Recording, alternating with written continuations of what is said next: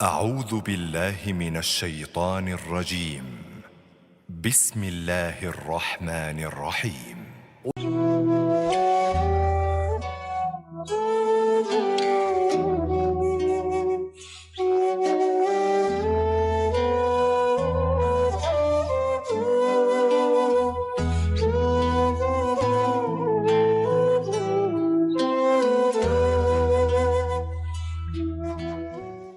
Alhamdulillah, puji dan syukur senantiasa kita panjatkan kepada Allah Subhanahu wa taala atas segala limpahan nikmat dan karunia yang sampai dengan saat ini tidak pernah berhenti, terus kita rasakan, terutama nikmat yang paling besar dalam hidup kita, yaitu nikmat iman dan nikmat Islam. Tidak lupa nikmat yang lainnya yang luar biasa tidak terhitung, sehat, waktu, kesempatan, taufik dan hidayah.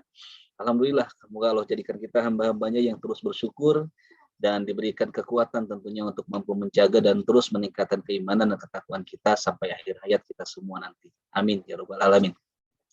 Salawat dan salam semoga senantiasa dilimpahkan pada junjungan kita semua, panutan kita, uswatun hasanah, pimpinan kita semua tercinta yang termulia Nabi besar Muhammad Shallallahu Alaihi Wasallam. Juga tidak lupa pada para keluarganya, pada para sahabatnya, para tabiin, tabiin, para ulama, guru-guru kita semua, dan juga sampai pada seluruh pengikutnya hingga akhir zaman. Amin ya Allah ya rabbal alamin. Kami mengucapkan terima kasih yang teramat sangat tidak terhingga hatur nuhun pada guru kita yang setiap bulan hadir bersama kita semua, Ustadz Kiai Haji Atian Ali Dai. Hatur nuhun Ustadz, jazakallah khairan kasiron, senantiasa bergabung bersama kami Masjid Ashifa Fakultas Kedokteran Unpad. Semoga kontribusi Ustadz dalam kegiatan kami menjadi amal ibadah di depan Allah Subhanahu wa taala, dan tentunya bagi kami menjadi wasilah bertambah ilmu, bertambah amal tentunya, dan juga bertambah keimanan kita semua di hadapan Allah Subhanahu wa taala. Juga terima kasih pada para pimpinan, peserta kajian, jamaah Masjid Ashifa Fakultas Kedokteran Universitas Padjadjaran, keluarga besar FK Unpad, dan juga Rumah Syekh Hasan Sadikin. Jazakumullah khairan katsiran. Amal kita menjadi pemberat timbangan amal kita di yaumil akhir nanti. Amin ya rabbal alamin. Baik, kita buka kegiatan kita pada malam hari ini dengan membaca basmalah bersama-sama. Bismillahirrahmanirrahim. Terkait tema yang akan dibahas pada malam hari ini, tentu seperti biasa bersama guru kita Ustadz Kiai Haji Atian Ali, ini akan merupakan sebuah kajian yang sangat mendalam tentunya, inspiratif, dan menjadi bekal kita dalam menjalani kehidupan sebagai seorang mukmin di dalam beribadah kepada Allah Subhanahu wa taala. Seperti kita ketahui, beberapa hari lagi insya Allah dalam hitungan hari kita akan memasuki bulan Ramadan. Saya boleh untuk tidak meragukan bahwa jamaah Ashifa tentunya sudah mengikuti beberapa kegiatan hari Ramadan. Saya juga banyak melihat di status-status nomor WA yang saya save dalam kegiatan tarif Ramadan diikuti dalam menyongsong menyambut bulan suci nan agung penuh kemuliaan bulan Ramadan. Bahkan masih ada kelihatannya beberapa agenda yang akan datang tarif Ramadan yang direncanakan diikuti ke depan. Insya Allah melalui kajian malam ini, pada dasarnya kita akan sama juga menyongsong dan bersiap untuk menyambut dan mengisi tentunya bulan Ramadan dengan amalan terbaik. Karena pada flyer saya tuliskan itu di atasnya itu Road to Ramadan ya. Dan saya juga sangat tidak meragukan bahwa kita semua sudah mengikuti tarhib itu berapa puluh kali setiap mengikuti bulan Ramadan. Dan insya Allah pada malam hari ini mungkin secara eksplisit barangkali bersama Ustadz tidak akan mengkaji bagaimana ibadah-ibadah terbaik yang harus dilakukan selama Ramadan nanti, karena kita semua insya Allah sudah pada paham ya, insya Allah hanya segi amalnya mungkin yang perlu ditingkatkan untuk lebih kualitasnya barangkali. Namun dari sisi yang lain, bagaimana kita sebagai seorang mukmin dalam memandang Ramadan ini yang akan datang tidak hanya berburu amal terbaik, tidak hanya berburu pahala yang tiada henti, tiada batas, namun juga bagaimana memandang Ramadan ini sebagai momentum waktu yang terbaik bagi kita untuk membuktikan sejauh apa cinta kita kepada Allah Subhanahu wa taala dan Rasulullah sallallahu alaihi wasallam. Tidak hanya mungkin saum awam saja yang kita laksanakan tiap tahun, rutinitas yang tiap tahun, tapi bagaimana kita mencapai derajat saum khusus yang khusus di mana ibadah Ramadan kita hanya diperuntukkan di Allah Subhanahu wa taala saja. Seperti yang dulu pernah Ustadz bahas di kajian sebelumnya, saya masih ingat mengenai 3 kunci surga, di mana seluruh amal kita tidak akan bisa menjamin ke surga, kecuali hanya rahmat Allah Subhanahu wa taala saja yang akan memberikan jalan ke surga. Jadi insya Allah pada malam hari ini bagaimana kita akan diberikan motivasi oleh kita Ustaz Atian, bagaimana agar di bulan Ramadan nanti kita bisa buktikan melalui amal-amal kita sejauh mana cinta kita kepada Rasulullah SAW.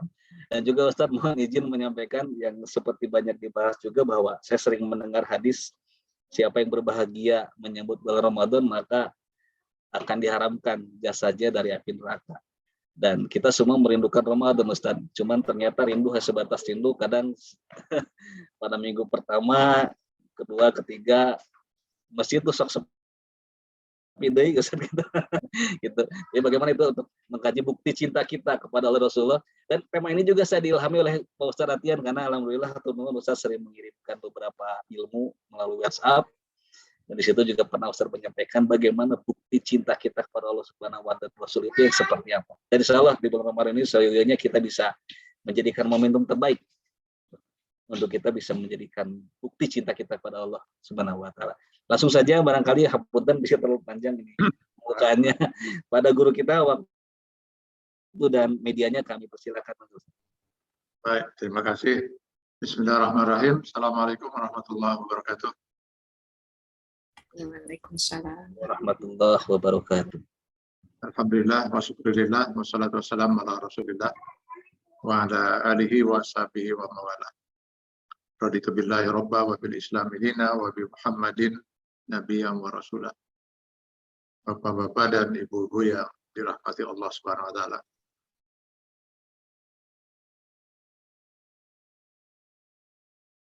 Seperti halnya juga seruan Allah untuk melaksanakan syariat-syariat Allah lainnya dalam melaksanakan apa yang diperintahkan oleh Allah atau mencegah apa yang dilarang oleh Allah Subhanahu wa taala, maka perintah saum pun diawali dengan seruan ya ayyuhallazina amanu, wahai orang yang beriman. Jadi seruan untuk melaksanakan syariat Allah itu selalu hanya ditujukan pada orang yang beriman.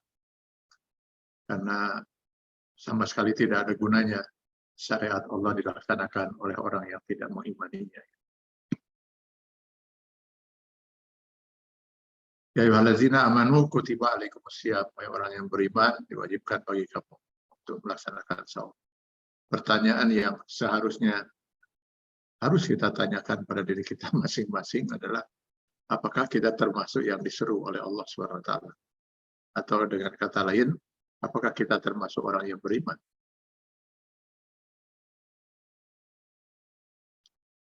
Kalau kita lihat di dalam Quran surat Al-Asr, Allah bahkan mengawali firman-Nya dengan satu sumpah, wal asr, demi masa, innal insana lafi khusr, semua manusia itu ada dalam kerugian.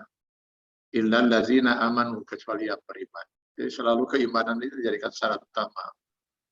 Baru kemudian wa amilus sholehat, beramal soleh. Artinya satu amal tidak akan menjadi amal yang soleh di mata Allah kalau tidak didasari dengan iman. Makanya nanti di dalam hadis juga dinyatakan man shoma ramadhana imanan wa ihtisaban. Barang siapa yang melakukan ibadah saum yang didasari dengan iman. Halis dasarnya selalu iman. Itu sebabnya demi membimbing agar manusia itu semuanya selamat dengan bimbingan Allah Subhanahu wa taala, Rasulullah SAW membimbing manusia selama 13 tahun masa risalah. Dari masa risalah 23 tahun itu hanya untuk membimbing manusia agar memiliki keimanan. Dan ini perjuangan yang sangat luar biasa berat bagi Rasulullah SAW di Mekah itu. Keimanan kalau kita lihat di Quran surat Ibrahim ayat 24-25 itu diibaratkan oleh Allah Subhanahu wa taala seperti akar pada sebuah pohon. Jadi akarnya itu adalah keimanan yang didasari oleh kalimat tauhid la ilaha illallah. Sementara dahan dan ranting pohon itu adalah ibadah dalam kaitan hablum minallah, dan buah dari pohon itu adalah ibadah dalam kaitan hablum minannas. Tentu kita tidak perlu lagi membicarakan apakah pohon itu tumbuh, apalagi untuk berbuah, kalau akarnya sudah rusak. Karena dengan akarnya rusak, maka sudah bisa dipastikan pohon itu tidak akan mungkin berbuah, bahkan tidak mungkin bisa bertahan hidup. Gitu. Seperti itulah Allah memberikan tamsil betapa sia-sianya kehidupan manusia, apapun yang dia perbuat, kalau tidak disadari dengan akar akidah yang benar. Dan pada pertemuan yang lalu, kita sudah membahas, bahkan menyatakan bahwa keimanan itu tiket pertama dan tiket utama untuk seorang masuk surga. Tanpa keimanan, jangan berharap seorang bisa menikmati surga walaupun hanya 1 detik. Itulah sebabnya kenapa orang-orang kafir, apapun bentuk kekufurannya, itu terancam abadi di neraka jahanam. Innal ladzina kafaru min ahlil kitab wal musyrikin fi nari jahannam khalidina fiha. Al-Bayyinah ayat 5. Kenapa mereka terancam abadi? Karena nggak memiliki tiket. Karena tiketnya itu adalah keimanan yang didasari oleh kalimat tauhid la ilaha illallah. Nah, sekarang masalahnya pertanyaan tadi di awal, adakah kita ini termasuk orang yang beriman? Kalau kita melihat kepada Al-Baqarah ayat 165, di situ Allah menjelaskan pada kita bahwa standar paling mendasar dari keimanan seseorang itu, wallazina amanu asyaddu hubban lillah. Cintanya kepada Allah itu sangat kuat. Dalam bahasa Arab ini asyaddu itu isim tafdil dari kata sadid yang artinya kuat. Jadi asyaddu sangat kuat. Gitu. Ini artinya dapat bisa dipahami dari pernyataan firman Allah Subhanahu wa taala ini bahwa kita tidak pernah dilarang untuk mencintai dunia dan segala isinya. Bahkan sampai pada tingkat kuat kita mencintai dunia. Islam tidak melarang itu. Selama cinta kita kepada Allah itu lebih kuat. Artinya kita hanya akan mencintai sesuatu di dunia ini kalau itu memang benar-benar dicintai oleh Allah Subhanahu wa taala.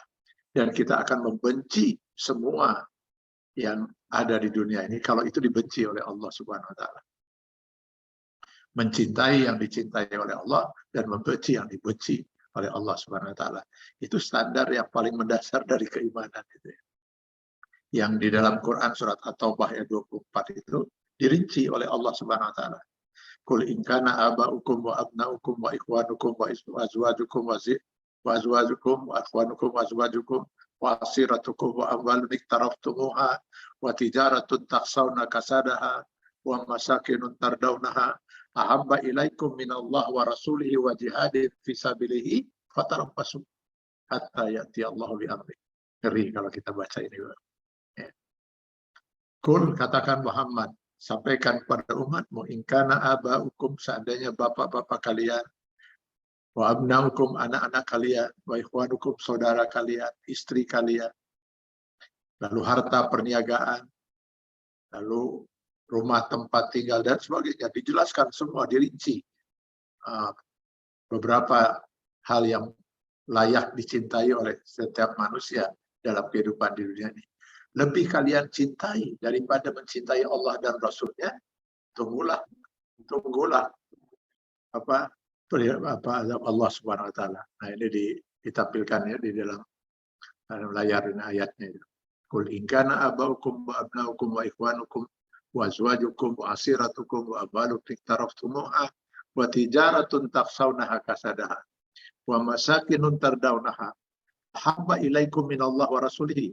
Lebih kalian cintai semua itu daripada mencintai Allah dan Rasulnya. Nah ini yang saya katakan tadi, bahwa dalam Islam itu sama sekali kita tidak dilarang untuk mencintai dunia dan segala isinya. Bahkan sampai pada tingkat kuat mencintai. Selama cinta kita kepada Allah dan Rasulnya itu jauh lebih kuat. Dalam pengertian, kita akan rela mengorbankan semua yang kita cintai demi cinta kita kepada Allah dan Rasul.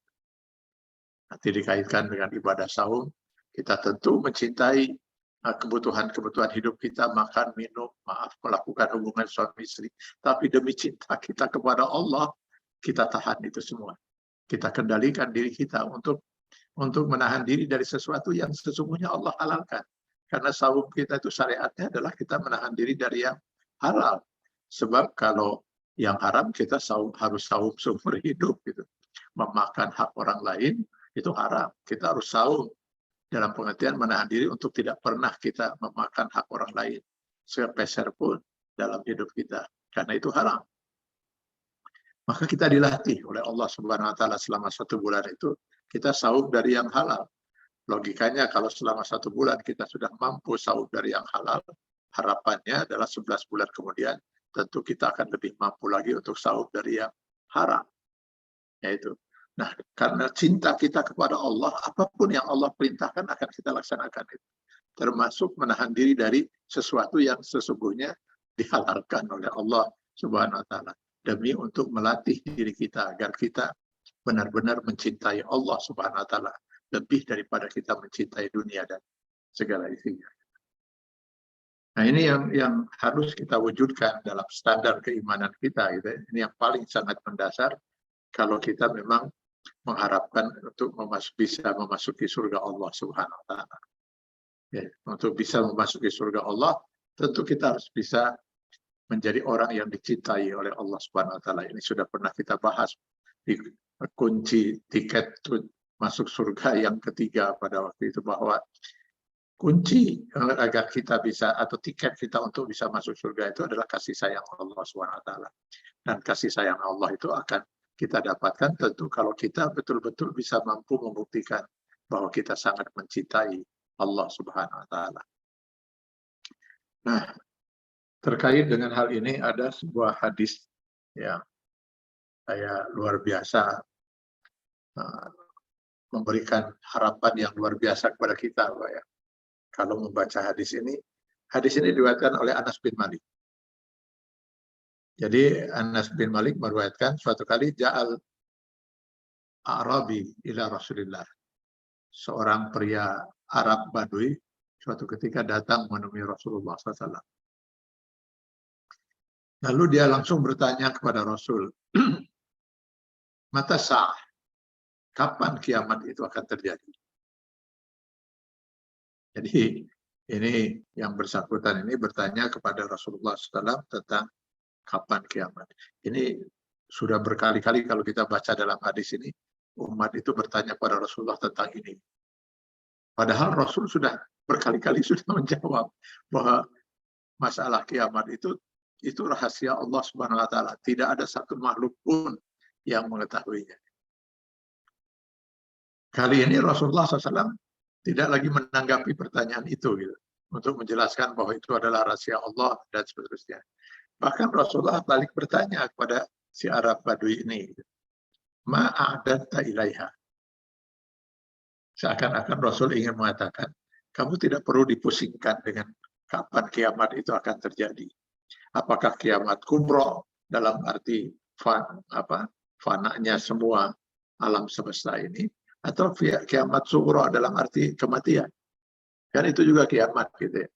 Kita pun nggak tahu, bahkan jangankan kiamat kubro, kiamat sugro saja kapan kita akan menjemput ajal kita masing-masing saja kita sama sekali tidak tahu. Biarlah itu. Yang paling penting kata Rasulullah sallallahu alaihi wasallam, ma'adatta ilaiha. Apa yang kamu sudah siapkan untuk menghadapi kiamat itu? Bekal apa yang sudah kamu siapkan untuk menghadapi kiamat itu? Jika kiamat itu akan terjadi besok hari, misalnya kiamat kubro atau kiamat sugro itu. Arab Badui ini kemudian menjawab, tidak ada Rasulullah. Tidak ada bekal yang saya siapkan cuma satu, kecuali satu. Apa itu kata Rasulullah? Hubbullah wa rasulahu. Cinta saya kepada Allah dan Rasul. Mendengar jawaban Arab Badui ini, Rasulullah kemudian mengatakan, anta ma'aman ahbabta. Engkau kelak di akhirat nanti akan bersama dengan yang kau cintai. Allahu Akbar. Lihat betapa luar biasa hadis ini, ya. Di mana Rasulullah SAW mengatakan, anta ma'aman ahbabta. Engkau di akhirat akan bersama dengan engkau yang kau cintai.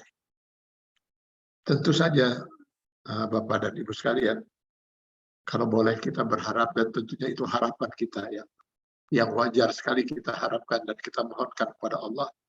Kita bukan hanya saja bisa memasuki surga Allah. Tapi alangkah indahnya kalau bisa kita masuk surga Allah bersama para nabi, para rasul, para syuhada, para siddiqin. Wa hasuna ulaika rafiqa. Kata Rasulullah SAW di Quran surat An-Nisa ayat 69. Itulah sebaik-baik teman di surga ini. Mungkinkah kita bisa masuk ke surga? Bahkan kita masuk ke surga bersama para rasul, para nabi, dengan amal kita yang seperti ini. Sangat mungkin.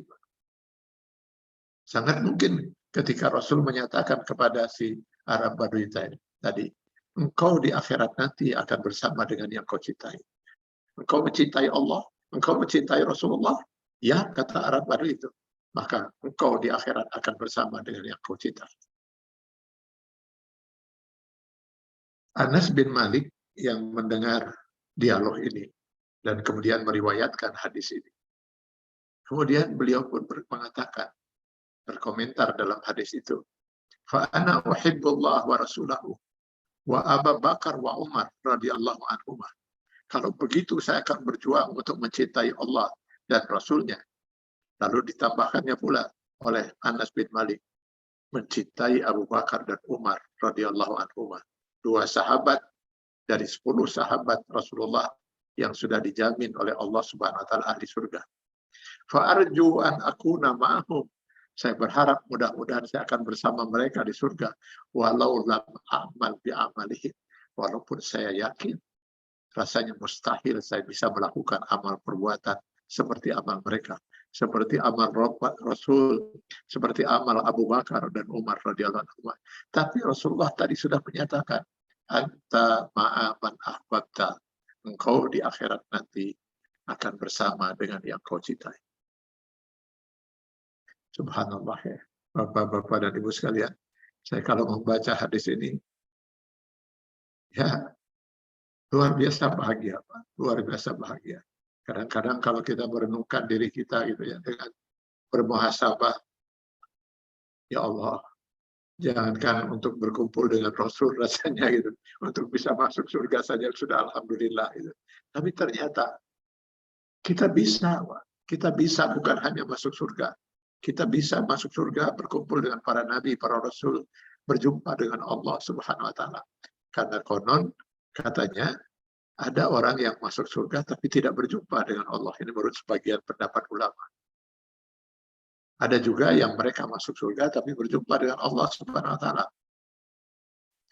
Jadi, "Faman kana yarju liqa'a rabbih falyamal 'amalan shalihan wa la yusyrik bi ibadati rabbih ahada." Di Quran surat Al-Kahfi ayat 110. Allah menyatakan barang siapa yang berharap berjumpa dengan Allah, hendaklah dia tidak menyekutukan Allah dalam ibadahnya, wala yusyrik bi ibadati rabbih ahada. Di Quran surat Al-Kahfi ayat 110. Jadi kalau begitu,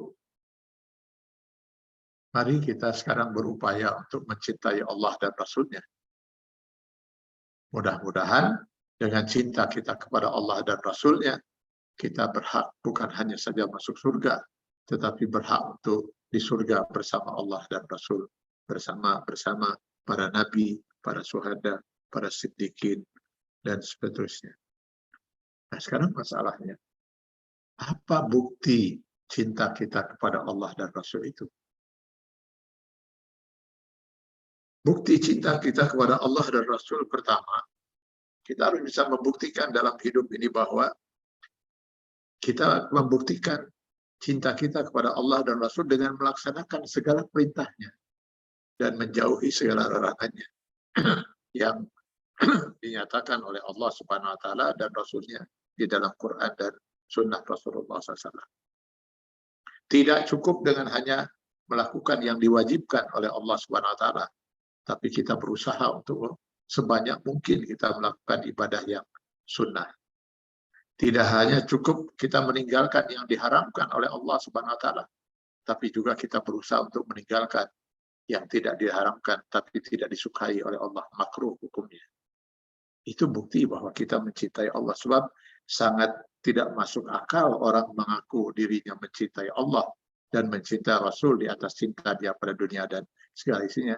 Sementara dia sendiri meninggalkan kewajiban-kewajiban yang diperintahkan oleh Allah, bahkan dia sendiri melakukan yang diharamkan oleh Allah Subhanahu wa taala.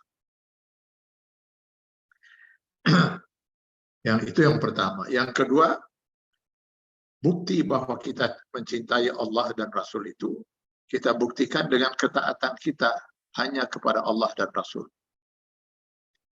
Sedangkan ketaatan kepada ulul amri, kepada siapapun manusia, ulul amri, itu selama ulul amri itu taat pada Allah dan Rasul. Mari kita lihat di Quran surah An-Nisa ayat 59. Ya ayyuhallazina amanu atii'ullah wa atii'ur rasul wa ulil amri minkum. Wa in tanaza'tum fi syai'in farudduhu ila Allah wa rasul.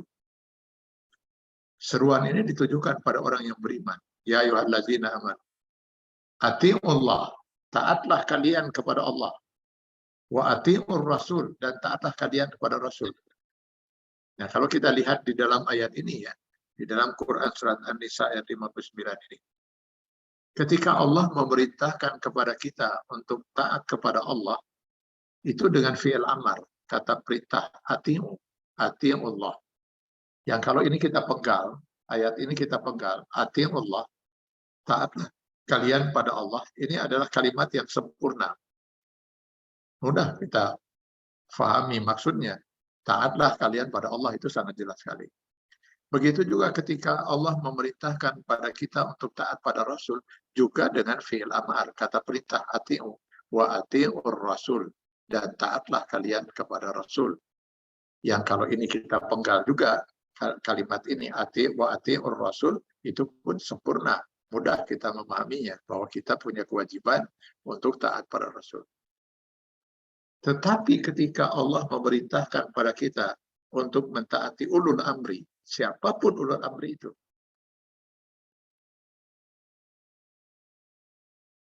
maka tidak ada kata ati'u, tidak ada fil amar ati'u. Coba perhatikan.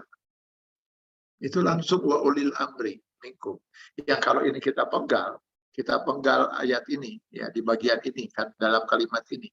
Dan pemimpin-pemimpin di antara kalian. Tentu itu tidak bisa dipahami maknanya. Apa maksudnya itu? Dan pemimpin yang berasal dari kalian. Maksudnya apa? Ya kita harus wajib taat. Di mana kata perintah taatnya? Tidak ada. Ini berarti wa'ulil amri itu adalah mengikuti pada yang disebut sebelumnya. Dia tidak bisa berdiri sendiri. Artinya ketaatan kita kepada pemimpin ulul amri itu selama si ulul amri itu taat pada Allah dan Rasul. Jadi nggak mungkin kita mengorbankan ketaatan kita kepada ulul amri demi untuk ketaatan kita kepada Allah demi kita mengikuti ulul amri. Nah, sebaliknya kita hanya mengikuti ketaatan kita kepada ulul amri jika yang dikehendaki ulul amri itu benar sesuai dengan ketentuan Allah dan Rasul. Maka di dalam sebuah hadis Rasulullah SAW mengatakan, la ta'ata li makhlukin fi ma'siyatil khaliq. Tidak ada kewajiban taat kepada makhluk, siapapun makhluk itu, dalam hal berbuat maksiat kepada Khalik Allah Subhanahu wa taala. Makanya di dalam lanjutan kemudian dikatakan fi syai'in. Jika kalian berselisih dengan ulul amri kalian itu, fa in tanaza'tum fi syai'in. Jika kalian berselisih dengan ulul amri kalian dalam satu perkara misalnya. Ulul amri menghendaki begini, kita sendiri menghendaki yang lain. Bagaimana menyelesaikan ini semua? Farudduhu ila Allah wa Rasul, kembalikan pada Allah dan Rasul, kembalikan pada Quran dan Sunnah. Siapa yang benar, ulul amri atau kita? Kalau seandainya ulul amri yang benar, ya kita wajib mentaati ulul amri itu, karena ulul amri itu taat pada Allah dan Rasul. Tetapi kalau ternyata pendapat kita yang benar, maka ulul amri itu yang harus taat pada Allah dan Rasul. Mengikuti apa yang kita inginkan. Nah, di ujung ayatnya lagi Allah mengatakan, in kuntum tu'minuna billah wal yaumil akhir. Itu apabila kalian benar-benar beriman pada Allah dan hari akhir. Artinya, kalau kita tidak melaksanakan prinsip ini, artinya menurut Allah kita tidak beriman kepada Allah dan hari akhir. Jadi makanya ketika Abu Bakar As-Siddiq radhiyallahu anhu, ya, ini sekali lagi ini penting sekali Pak, karena kita kadang-kadang ya melihat dalam kehidupan ini orang lebih takut kepada sesama manusia daripada takut kepada aturan Allah dan Rasulnya gitu. Sehingga dia lebih rela mengorbankan aturan Allah demi mengikuti kehendak manusia yang memimpin dia. Ini sulit sekali untuk kita katakan bahwa dia mencintai Allah dan Rasul melebihi cinta dia kepada dunia dan segala isinya. Kecintaan dia kepada Allah dan Rasul harus mengalahkan cinta dia kepada siapapun, termasuk kepada orang yang paling dia cintai setelah Allah dan Rasul. Jangankan ulul amri yang saya tidak kenal. Orang tua saya sendiri. Orang tua saya sendiri. Ibu saya yang pernah mengandung dan melahirkan saya dengan perjuangan hidup dan mati. Ayah saya yang pernah mendidik saya, membesarkan dengan perjuangan juga untuk bisa membesarkan dan mendidik saya. Tetapi ketika orang tua itu memerintahkan kita untuk melakukan sesuatu yang tidak sesuai dengan ketentuan Allah dan Rasul, haram kita untuk mentaati keinginan orang tua itu. Itu bukti bahwa kita lebih mencintai Allah dan Rasul. Wa in jahadaka ala an tusyrika bi ma laisa laka bi ilm fala tuti'huma. Itu nasihat Luqman pada anak. Jika kedua orang tuamu memerintahkan kamu untuk melakukan sesuatu, apalagi sesuatu yang berbau kemusyrikan, jangan pernah kamu mentaati kedua orang tua. Kembali kepada At-Taubah 24 itu, kita harus bisa membuktikan di hadapan Allah dan Rasul kalau memang kita ingin dicintai oleh Allah Subhanahu wa taala dan dicintai oleh Rasul, sehingga kita berhak untuk menikmati surga bersama para rasul, para anbiya, ya harus seperti itu. Kita harus siap rela mengorbankan apapun yang kita cintai, siapapun yang kita cintai di dunia, demi cinta kita kepada Allah dan Rasul. Kita hanya akan mentaati siapapun di dunia ini kalau itu sejalan dengan aturan Allah dan Rasul. Dan kita tidak siap untuk mengorbankan aturan Allah dan Rasul untuk siapapun. Nah, ini ujian yang saya yakin sangat berat. Memang ya tidaklah mudah kita untuk masuk surga, apalagi mau sekelas dengan Nabi kalau tidak dengan perjuangan dan pengorbanan seperti ini. Makanya ketika Abu Bakar As-Siddiq radhiyallahu anhu terpilih menjadi khalifah untuk memimpin umat Islam, di hari pertama dia terpilih itu apa pidatonya pertama itu? Ayuhan nas, wahai saudara-saudaraku, inni wulitu alaikum wa lastu bi khairikum. Sekarang saya telah menjadi pemimpin atas kalian karena kalianlah yang menghendakinya. Tetapi itu sama sekali tidak berarti bahwa saya lebih baik dari kalian. Fa in ahsantu, jika nanti saya berbuat baik dan benar sesuai dengan ketentuan Allah dan Rasul, maka fa'yununi, tidak ada alasan bagi kalian kecuali kalian harus mendukung saya, mendukung kepemimpinan saya. Apa alasan kalian untuk tidak taat pada saya? Padahal yang saya perintahkan pada kalian itu adalah perintah Allah dan Rasulnya. Yang saya larang kepada kalian adalah yang dilarang oleh Allah dan Rasulnya. Maka ketaatan pada kalian pada saya hakikatnya adalah ketaatan pada Allah dan Rasul. Wa in asatu, tetapi kalau nanti dalam kepemimpinan saya berbuat tidak benar, menyalahi aturan Allah dan Rasul, fala ta'atan li alaikum, maka tidak ada lagi kewajiban bagi kalian untuk taat pada saya. Jangan pernah korbankan syariat Allah hanya karena saya. Korbankan ketentuan saya, aturan saya, demi untuk kembali pada Allah dan Rasul. Ketika Abu Bakar kemudian diganti kekhalifahan itu setelah Abu Bakar oleh Umar bin Khattab, beliau mengungkapkan pidato yang hampir sama dengan Abu Bakar. Ayuhan nas inni wulitu alaikum wa lastu bi khairikum. Wahai saudara-saudaraku, kini saya menjadi pemimpin kalian. Tapi itu tidak berarti bahwa saya lebih baik dari kalian. Jika nanti saya benar, dukunglah saya. Jika nanti saya berbuat salah, tegurlah saya. Ketika pidato Umar bin Khattab baru sampai di sini, berdiri sekelompok pemuda. Mereka menghunus pedang-pedang mereka sambil kemudian mengatakan, wahai Umar, andai kata nanti kamu menyalahi aturan Allah, kami siap untuk menegur Anda dengan pedang-pedang ini. Luar biasa itu. Luar biasa itu. Umar bin Khattab ini terkenal orang yang sangat keras ya. Kita tahu sejarah beliau masuk Islam itu ya di saat beliau sedang menghunus pedang ingin membunuh Rasulullah SAW. Tapi begitulah datang hidayah Allah Subhanahu Wa Taala, akhirnya beliau bahkan masuk Islam itu. Sifat kerasnya masih tampak gitu kan setelah beliau masuk Islam itu. Tapi begitu beliau menjadi khalifah dan mengeluarkan pernyataan dalam pidatonya seperti itu, lalu berdiri para pemuda dengan pedang mereka, lalu menyatakan, kami akan tegur Anda, wahai Umar, dengan pedang-pedang ini, kalau kamu sampai berani menyalahi aturan Allah dan Rasul.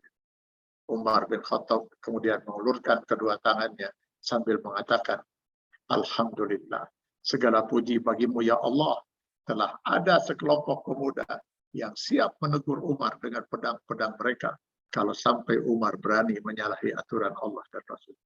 Allahu Akbar. Ini kalau seorang sudah mencintai Allah dan Rasul, melebihi cinta pada dunia dan segala isi.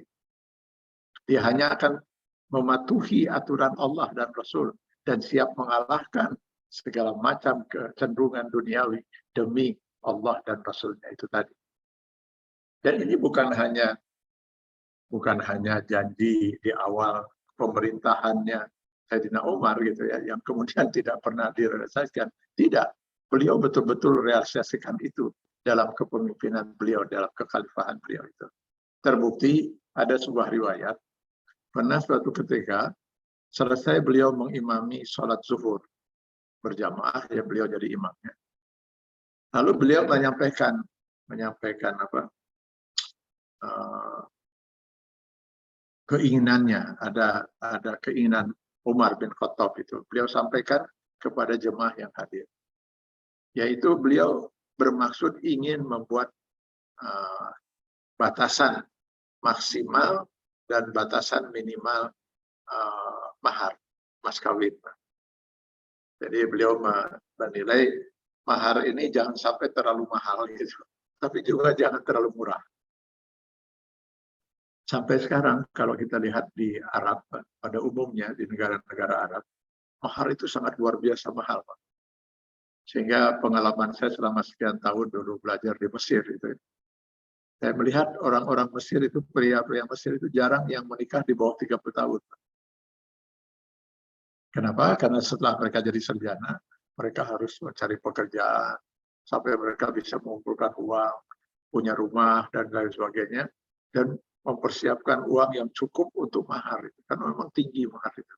Karena itu jarang laki-laki yang menikah di bawah 30, bahkan di bawah 35 tahun. Jadi mereka harus ini dulu, karena maharnya sangat tinggi. Sementara di kita, mahar itu malah murah.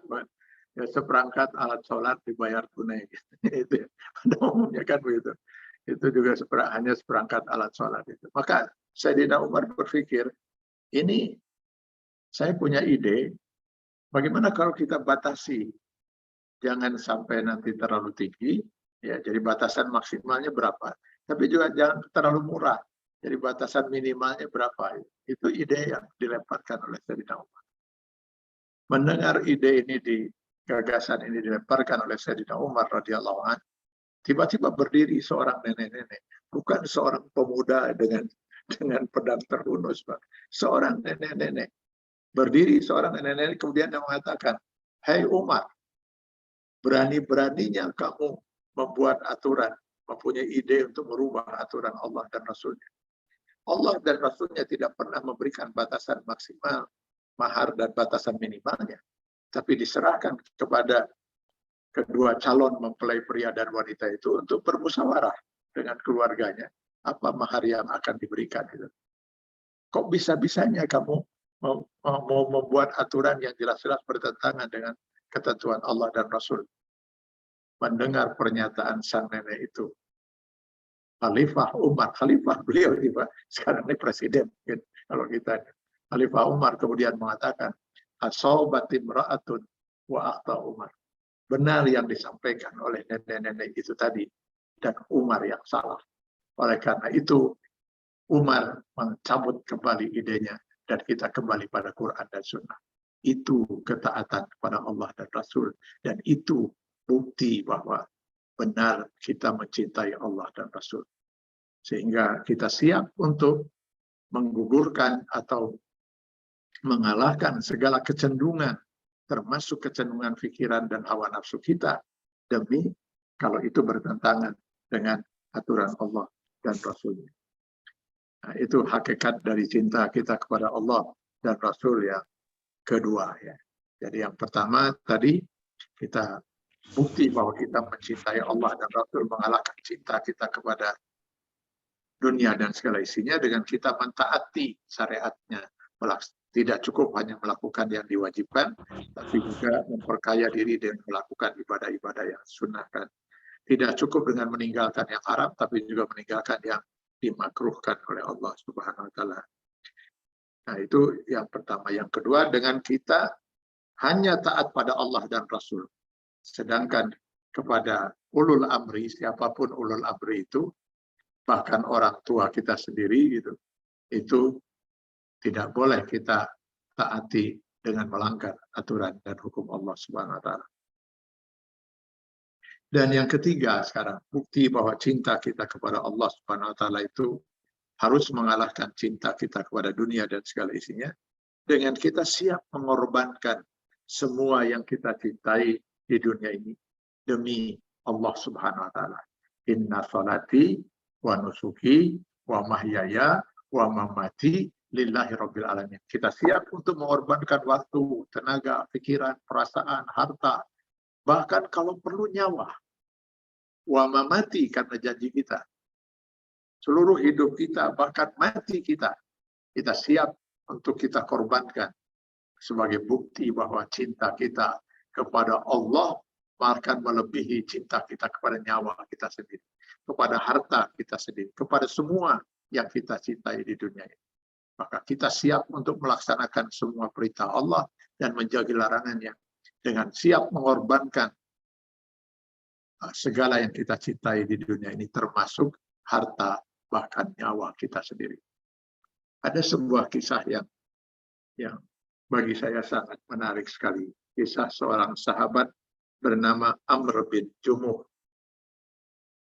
Satu ketika Amr bin Jumuh ini menjelang perang Badar, beliau memanggil ketiga anaknya laki-laki. Lalu di hadapan ketiga anaknya itu, Amr bin Jumuh mengatakan, saya akan ikut berperang bersama Rasulullah SAW. Melawan, menghadapi orang-orang musyrikin. Ketiga anak Amr bin Jumuh ini mencoba menahan beliau. Mereka kemudian mengatakan, wahai ayah, biarlah kami yang berperang. Ayah, nggak usah ikut berperang, tinggal di rumah. Si ayah kemudian tetap ngotot. Saya harus ikut berperang bersama Rasulullah SAW. Bagaimana mungkin Rasulullah SAW berperang menghadapi orang musyrikin sementara saya ada di rumah? Di rumah tidur gitu. Tidak, saya tak akan ikut berperang bersama Rasulullah SAW. Bagaimana saya bisa membuktikan bahwa saya mencintai Allah dan Rasulullah sementara saya biarkan Rasulullah SAW menghadapi orang-orang musyrikin dalam perang? Saya tidur di rumah, makan dan tidur di rumah. Saya akan berperang bersama Rasulullah. Si anak tetap ngotot, ketiga anaknya, jangan ayah, biar kami saja yang ikut berperang bersama Rasulullah. Akhirnya Amr bin Jumuh kesal karena anaknya tetap tidak mau mengizinkan. Maka beliau pun menemui Rasulullah SAW. Lalu Amr bin Jumuh mengatakan kepada Rasulullah, wahai Rasulullah SAW, tolong nasihati anak-anak saya. Kenapa, kata Rasulullah? Mereka telah menahan saya untuk tidak berperang bersamamu, Rasulullah SAW. Mendengar itu, Rasulullah SAW tersenyum. Lalu Rasul mengatakan kepada Amr bin Jumuh, wahai Amr bin Jumuh, bukan anak-anakmu yang menahanmu, tetapi memang Allah sudah membebaskan kamu. Karena tidak ada kewajiban, kata Rasulullah, untuk berperang bagi orang yang buta matanya dan atau pincang kakinya. Amr bin Jumuh itu terlahir dalam keadaan pincang kakinya. Jadi Allah tidak mewajibkan kamu untuk berperang. Ini mungkin kalau kita di posisi ini, mungkin kita senang saja kalau gitu, saya mau pulang aja. Rasulullah mau menikmati lagi makan dan tidur gitu. Amr bin Jumuh malah menangis, Pak, mendengar pernyataan Rasul ini. Beliau menangis sambil kemudian mengatakan kepada Rasulullah, "Ya Rasulullah, saya sudah terima takdir Allah. Sejak kecil saya terlahir dalam keadaan kaki pincang ini. Saya terima itu, Rasulullah. Saya ikhlas. Allah menakdirkan saya lahir dalam keadaan seperti ini. Tapi kenapa Rasulullah dengan kaki pincang ini saya tidak diberi kesempatan untuk meraih surga?" Lalu beliau membacakan ayat 111 Quran Surat At-Taubah. Inna Allah astara minal mu'minin anfusahum wa amwalahum bi'anna lahumul jannah. Sesungguhnya Allah akan mengganti pengorbanan harta dan nyawa seorang mukmin itu dengan balasan surga. Kenapa saya tidak diberi kesempatan, Rasulullah? Mendengar pernyataan Amr bin Jumuh ini, Rasulullah pun terharu. Lalu beliau kemudian mengatakan, panggil anak-anak Amr bin Jumuh. Dipanggillah ketiga anaknya. Lalu di hadapan ayahnya, Rasulullah kemudian meminta kepada ketiga anak yang laki-laki itu agar mereka mengikhlaskan ayahnya ikut berperang bersama Rasulullah SAW. Kali ini karena yang meminta adalah Rasulullah SAW, ketiga anak Amr bin Jumuh pun kemudian merelakan dan mengikhlaskan ayahnya ikut berperang. Konon dalam perang itu Amr bin Jumuh adalah syahid pertama. Beliaulah syahid yang paling pertama dalam perang itu. Apa yang bisa dilakukan oleh orang yang dalam keadaan pincang dalam perang pada masa itu yang betul-betul mengandalkan kekuatan fisik? Amr bin Jumuh menunjukkan bagaimana cintanya beliau kepada Allah dan Rasul. Dia sampai rela mengorbankan. Dia tahu bahwa suatu saat dia akan mati. Sekarang ada peluang untuk mati mulia di medan perang, mati syahid. Kenapa dia tidak pilih? Dia mau berperang atau tidak, kematian kalau sudah tiba ajalnya pasti akan terjadi. Walaupun seseorang berlindung di balik tembok yang kokoh sekalipun, kata Allah, walau kuntum fi burujin musayyadah. Pertanyaan yang lain mungkin, apakah Amr bin Jumuh ini mungkin orang yang putus asa, Pak? Dengan kondisi fisiknya seperti itu, dia hidupnya pun susah dan lain sebagainya. Oh tidak, Pak. Amr bin Jumuh adalah seorang pengusaha yang sukses. Dia sangat kaya raya. Dia kaya raya. Dan dia sudah mengorbankan sebagian hartanya di jalan Allah. Jadi betul-betul dia penuhi kedua-duanya untuk meraih surga Allah. Inna Allah astara minal mu'minina anfusahum wa amwalahum. Harta dia sudah korbankan demi Allah. Tinggal yang belum, kata Amr bin Jumuh, adalah nyawa saya sendiri. Saya ingin bisa meraih surga dan bisa berkumpul bersama Rasul dan para nabi, para syuhada di surga nanti. Saya sudah korbankan sebagian harta yang saya cintai. Yang belum saya korbankan adalah nyawa saya di jalan Allah SWT. Allahu Akbar. Seperti itu orang untuk membuktikan cintanya kepada Allah dan Rasul. Rela bukan hanya mengorbankan waktu, tenaga, pikiran, perasaan. Bahkan rela mengorbankan harta, bahkan nyawa, demi untuk menggapai ridha Allah SWT. Sayangnya mungkin kita baru sampai pada janji. Dalam sholat kita suka membaca doa iftitah ini. Inna sholati wa nusuki wa mahyaya wa mamati lillahi rabbil alamin. Sesungguhnya sholatku wa nusuki, seluruh ibadahku, hidup dan matiku hanya semata-mata untuk mengharap ridha Allah Subhanahu wa taala. Tapi boleh jadi kita belum mampu membuktikan itu dalam kehidupan kita sehari-hari. Jadi sudahkah kita mencintai Allah dan Rasul mengalahkan cinta kita kepada dunia dan sekelilingnya? Mari kita kembalikan kepada diri kita masing-masing untuk menjawab pertanyaan ini. Nah, salah satunya, mari kita siapkan diri kita untuk berjuang, membuktikan bahwa memang kita mencintai Allah dan Rasul-Nya lewat ibadah saum dan ibadah-ibadah amaliyah Ramadan yang sebentar lagi akan kita jemput untuk kita mulai melaksanakan ibadah saum di bulan Ramadan. Dengan kita siap mengorbankan, menahan rasa lapar, menahan rasa haus, dan menahan segala macam hawa nafsu yang Allah tidak ridhoi demi untuk memperoleh ridha Allah Subhanahu wa taala.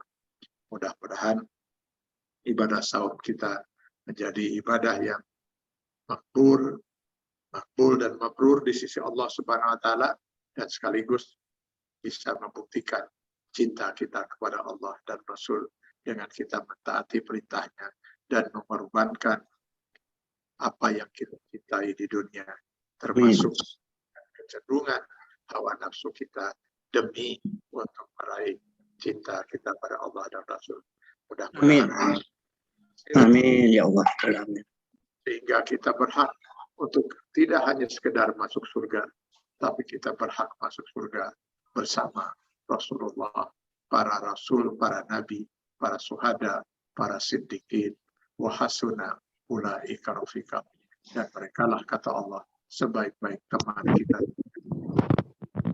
Ya, Assalamualaikum warahmatullahi wabarakatuh. Waalaikumsalam Pak Ustadz. Waalaikumsalam warahmatullahi wabarakatuh. Warahmatullahi wabarakatuh.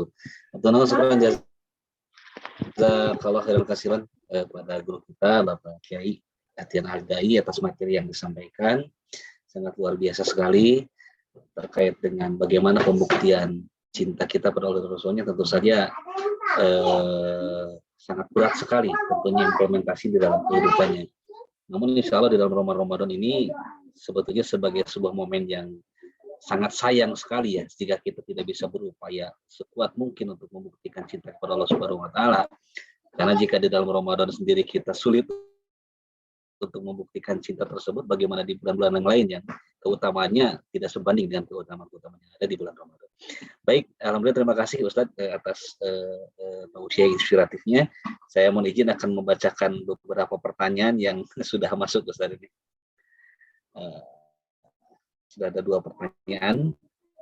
Yang pertama, Assalamualaikum, dari Dr. Heri Utama. Bentar, Ustaz. Belum ada, Mas. Ini mungkin pertanyaan terkait ulil amri yang non-muslim barangkali, Ustaz. Begitu pertanyaan barangkali. Gimana itu? Ini mengenai ulil amri yang diturutkan untuk mentaati Allah dan Rasul. Bila ulil amrinya non-muslim, gitu. Itulah sebabnya kenapa ya, kalau taat sama Allah nggak apa-apa Ustaz ya. Itulah sebabnya kenapa di dalam Islam itu kita sepanjang kita mampu memilih itu tidak dibenarkan kita memilih yang non muslim. Ini masalah keyakinan kita ya Pak ya. Jadi masalah keyakinan kita, tentu kita punya hak untuk berbicara keyakinan kita, seperti halnya juga ya orang lain yang berbeda dengan keyakinan kita punya hak juga untuk mempunyai keyakinan yang berbeda dengan kita, kan itu ya. Jadi dalam keyakinan kita, dalam prinsip ajaran kita, bahwa selama kita masih mampu memilih, maka kita wajib memilih yang muslim. Karena itu tadi, ketika nanti kita punya masalah dengan pemimpin kita, maka kembalikanlah pada Quran dan Sunnah. Nah, bagaimana kita mau mengembalikan pada Quran dan Sunnah kalau dia bukan Muslim? Nah itu, Pak. Itulah sebabnya kenapa kalau seorang pria, ini saya ambil contoh ini, nah ini ada masalah yang sedang hangat sekarang dibicarakan di media sosial. Kalau seorang pria itu masih dimungkinkan, Pak, menurut sebagian ulama ya, masih dimungkinkan untuk menikah dengan wanita non-muslimah asal dia Yahudi dan Nasrani berdasarkan Al-Maidah yang 5. Ya, masih dimungkinkan, bukan yang terbaik. Kalau yang terbaik itu yang muslimah saja harus dipilih yang terbaik agamanya, gitu kan. Fasfar bisa tidin. Tapi ini dimungkinkan, dibolehkan. Nah, itu pun hanya non-muslim dari Yahudi dan Nasrani, Ahlul Kitab. Kalau selain itu tidak mungkin. Itu pun baru pendapat sebagian ulama. Sebagian ulama lagi mengatakan ayat 5 ini tidak berlaku lagi untuk ahli kitab yang hidup sekarang ini. Itu kalau dia pria. Kenapa? Karena dia sebagai pria muslim, dia menjadi pemimpin. Dia yang memimpin. Tapi seorang wanita muslimah, nah, kalau dia wanita muslimah, berdasarkan Al-Baqarah 221, haram baginya untuk menikah dengan laki-laki non-muslim. Apapun agama laki-laki itu. Haram baginya. Kenapa? Karena suami itu pemimpin. Bagaimana mungkin dia akan dipimpin oleh orang yang tidak taat pada Allah dan Rasul? Maka sama sekali tidak dimungkinkan bagi seorang wanita muslimah itu menikah dengan laki-laki non-muslim. Jadi kalau sekarang sedang ramai ini jadi pembahasan kok ada gitu wanita muslimah bahkan berjilbab gitu menikah, ya itu kalau ada ya ada ya, tetapi yang pasti itu bertentangan dengan syariat Allah Subhanahu wa taala. Jadi pernikahannya itu wujuduhu ka'adami, keberadaannya sama dengan tidak adanya. Maka wanita muslimah itu kalau memang dia yakini bahwa itu adalah haram, tapi dia lakukan, maka pernikahan itu keberadaannya sama dengan tidak adanya, wujuduhu ka'adami. Maka dia akan berzina seumur hidupnya, na'udzubillah, menjadi. Tapi kalau dia menganggap bahwa itu nggak ada masalah, bahwa Allah saja yang salah membuat aturan, kenapa harus dilarang-larang, wah itu sudah, na'udzubillah, sudah murtad. Ini berbicara masalah kepemimpinan. Jadi dari mulai kepemimpinan yang kecil dalam rumah tangga pun tidak dibenarkan seorang wanita memilih pemimpin, yaitu suaminya, yang bukan muslim. Karena si suami itu akan memimpin dia. Bagaimana mungkin dia akan dipimpin oleh yang tidak taat pada Allah dan Rasul. Itu idealnya ya seperti itu, Pak. Baik, terima kasih Ustaz. Ini pertanyaan yang berikutnya nih sepertinya sangat bagus sekali dari Dr. Ami Yulianti nih. Kalau boleh saya simpulkan sepertinya sebagai seorang ibu nih terkait dengan korelasi akidah dan akhlak ini perilaku seorang muslim. Dan pertanyaannya adalah intinya bagaimana cara menanamkan sejak dini Ustadz untuk menanamkan akidah dan keimanan dalam diri seseorang sejak dini agar mungkin implementasi nanti bisa membuktikan cinta kepada Allah dan Rasulnya begitu barangkali. Nah sejak dini sulit sekali Ustadz untuk di zaman sekarang. Apakah ada nasihatnya seterusnya seperti apa nih Ustadz menanamkan akidah yang benar dari dini itu Ustadz? Ya, saya pikir ya sangat mungkin gitu ya, sangat mungkin kita menanamkan itu dari kecil. Ketika kita memberikan sesuatu kepada anak itu kita katakan ini semua berasal dari Allah. Jadi kamu harus sering bersyukur pada Allah. Segala sesuatunya selalu kita arahkan kepada prinsip akidah itu. Nah sayangnya kebanyakan kita tidak demikian, Pak. Kebanyakan kita itu hanya mendidik anak itu untuk mentaati perintah-perintah Allah, sholat dan sebagainya dan seterusnya, tanpa kita menanamkan prinsip-prinsip akidah. Harusnya memang prinsip-prinsip akidah itu ditanamkan sejak dini. Dia diperkenalkan dengan Allah. Siapa Allah gitu? Kenapa kita bisa ada hidup di alam dunia ini? Karena Allah. Kamu bisa lahir ke alam dunia ini karena Allah. Ibu hanya perantara, ayah hanya perantara kelahiran kamu. Yang menciptakan kamu adalah Allah. Yang memberi karunia dan kenikmatan ini semuanya Allah. Kamu bisa bahagia seperti ini karena Allah lewat ayah dan ibu. Gitu. Ayah ibu mendapat rezeki dari Allah. Segalanya dari Allah. Ini harus terus ditanamkan kepada anak itu. Sehingga di benak anak itu hanya Allah. Hanya Allah tempat bergantung dia. Hanya Allah lah yang. Sehingga ketika dia mendapat kenikmatan, lalu dia berterima kasih kepada orang tuanya mengingatkan lagi, kamu boleh berterima kasih, tapi yang kamu tidak boleh lupakan adalah bersyukur pada Allah. Karena sesungguhnya kenikmatan yang kamu dapatkan lewat orang tua itu dari Allah Subhanahu wa taala. Jadi selalu kita kembalikan kepada Allah Subhanahu wa taala untuk tertanam dalam prinsip anak ini bahwa segala sesuatu itu adalah berasal dari Allah Subhanahu wa taala.